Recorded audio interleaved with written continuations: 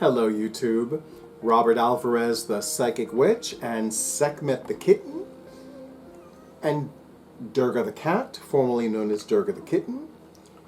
She is preferring to be heard and not seen, and Sekhmet is like, what's going on with you? Well, it is my pleasure to present this BookTube video. You are messing my layout cloth again, Sekhmet? Oh no. No, you're being naughty. No. Alright, it is my pleasure to present this BookTube video about The Battle Drum, the second in the Ending Fire Trilogy by the Saara El-Arifi. This is the cover of the book. And I just remembered something that Drake forgot to do, and I'm going to remind him after this video. But anyway, so let me just tell you, in the short time that I have known about Saara El-Arifi, I have been so impressed, pardon me, I've been so impressed with her writing talent. I'm very big on world building, and I am just blown away and thoroughly impressed with how masterful Saara El-Arifi is in world building. And I will tell you that it is so easy for me to visualize the characters, the places, everything that she writes about in her novels, everything that she expresses in her novels, absolutely just fascinates me. And I'm going to read to you the synopsis of this book. And I mean, in the short time that anyway, I could spend another half hour minimum just talking about how blown away her writing talents are. But I digress. Murder, secrets, sacrifice. 3 women seek the truth of the empire's past, and the truth they find has the power to ignite a war in the sequel to The Final Strife, the second volume of a visionary fantasy trilogy inspired by the mythology of Africa and Arabia. Anur is the first blue-blooded ruler of the Warden's Empire. Literally, her blood is blue. Hence why the cover of this book is blue. But when she is accused of a murder she didn't commit, her reign is thrown into turmoil. She must solve the mystery and clear her name without the support of her beloved Scylla. Scylla braves new lands to find a solution for the hurricane that threatens to destroy her home. The tide wind, by the way, is the name for that particular hurricane. But in finding answers, she must make a decision. Does she sacrifice her old life in order to raise up her sword once more? Let me read that again. Does she sacrifice her old life in order to raise up her sword once more? Hassa's web of secrets grows ever thicker as she finds herself on a trail of crimes in the city. Her searching uncovers the extent of the atrocities of the empire's past and present. Now she must guard both her heart and her land. The 3 women find their answers, but they're not the answers they wanted. The drumbeat of change thrums throughout the world, and it sings a song of war. Ready we will be when the ending fire comes, when the child of fire brings the battle drum, the battle drum, the battle drum. Ready we will be for what will come. In this book, there are 4, maybe 5 parts, and the chapters are named after characters. The first 5 chapters focus on Sila. The 6th chapter is about Anur. I believe the 7th and or the 8th is about Nayeli. Nayeli was not in book 1. So I'm like, who's Nayeli? And that's Bast, by the way, with a sock. Isn't that right, Bast? No meow with a sock? Okay. Well, hi. You can come up here. It's okay. Come on. Be in the video. Black cats unite. Okay. So, she wants to pick up. Isn't that right? Or do you want me to pick you up? You want me to pick you up? Huh? Yes, you do. Oh, isn't that better? Yes. She wanted this. This is what she wanted. So I will tell you that when I found out who Nayeli is, I was like, oh, interesting. I'm not going to give you any spoilers, I promise. The book is fantastic. Now, here's the thing that I did not realize. The battle drum is the second in this trilogy. This trilogy... Oh, bye, Bast. Okay. She wanted just a quick little cuddle. That's fine with me. So I thought this trilogy was already complete. It's not. The 3rd novel in the trilogy has yet to be written. I'm like, oh. So I'm very intrigued. Very intrigued. And very excited, although I'm a little frustrated because I'm like, oh, I thought it was already done. So I'm going to need to wait like everybody else for the 3rd in this trilogy.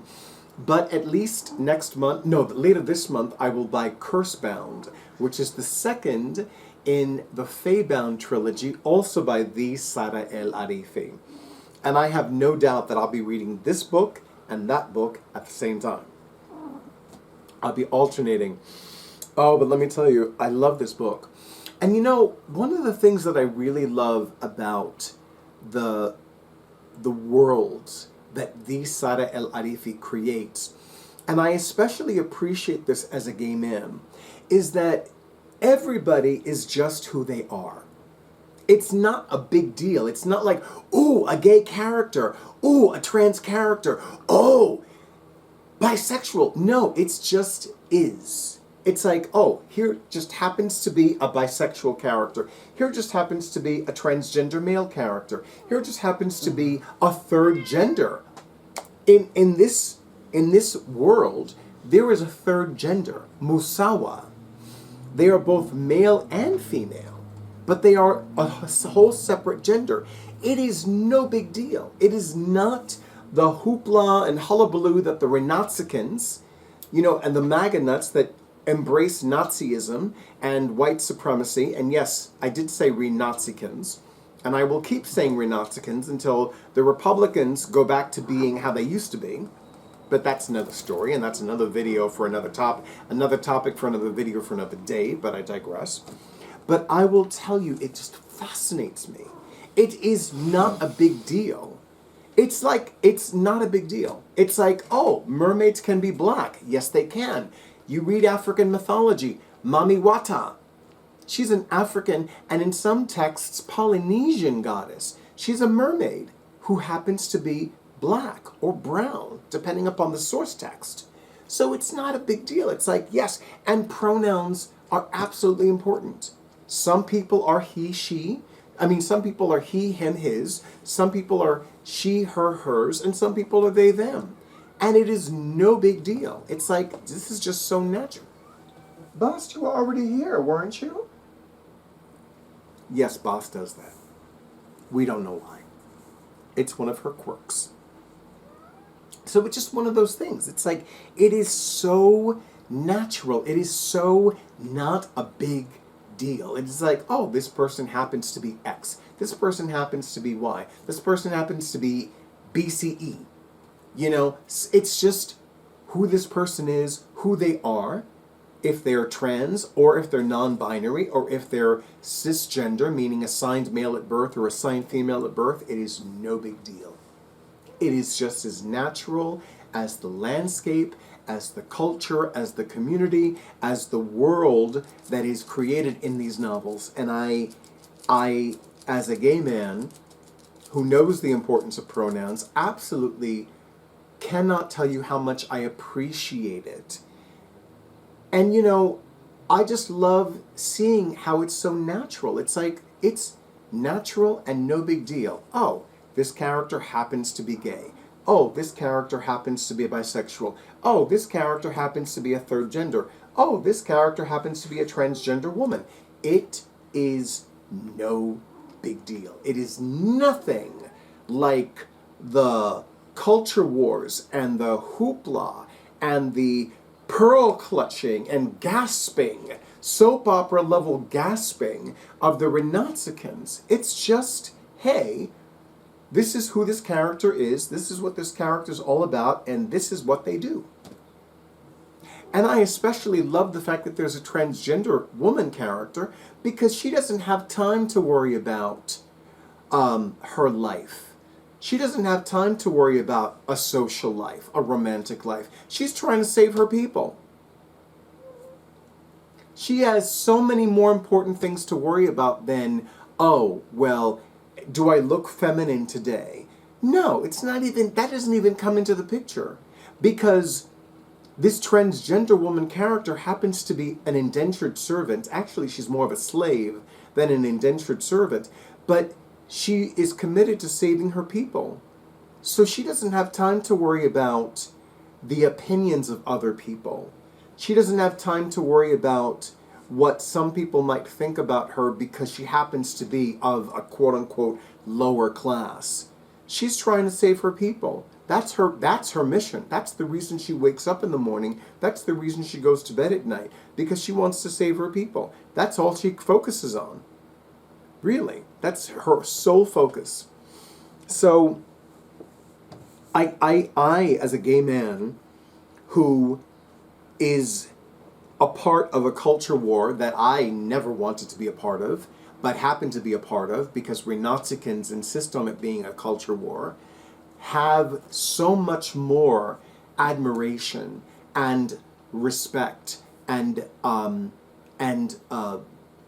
just awe for the Saara El-Arifi, for writing these books and making it very clear that these characters are just who they are. I could say more about this book. I think I've gone a little bit more longer than this video than I intended, and for that I apologize. But just know that I'm very passionate about what Saara El-Arifi writes. And of course, I must thank Tara, the living goddess who's the founder of Bookhaven Books, for having quiet reading club meetups where I can discover so many amazing new authors, or at least amazing authors that are new to me, and I can really connect with other cultures through these amazing books, these amazingly well-written and well-thought-out and well-world-built books that are just amazing. I am currently, in case you're wondering, in part 2, which is called Discover or Explore. I think it's Explore. What is it, Explore or Discover?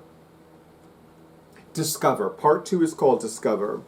And I'm at chapter 14, which is the silent chapter. I'm pretty sure that by the time this video is published, I will be closer to halfway through the book. It's a chunky book. It's more than 500 pages. And I'm digging it, digging it, digging it. And of course, to all of you in YouTube land, thank you so much for all the likes, comments, shares, and subscriptions to my YouTube channel. And an extra big, an extra beautiful, an extra bountiful thank you. And yes, extra beautiful thank you to those of you who have already scheduled your sessions, including the individual who had a video reading with me earlier today. One that she scheduled more than a week ago because she has been using my psychic services for more than 20 years, so she knows book sooner than later, because that way she gets the dates that she wants, and that is all she wrote. So as always, stay in tune with your intuition, stay safe, stay well, stay hydrated, and stay tuned for the next video. And of course, a good night from Durga the cat and Sekhmet the kitten. Durga the cat, who dropped the same thing again, and Sekhmet the kitten.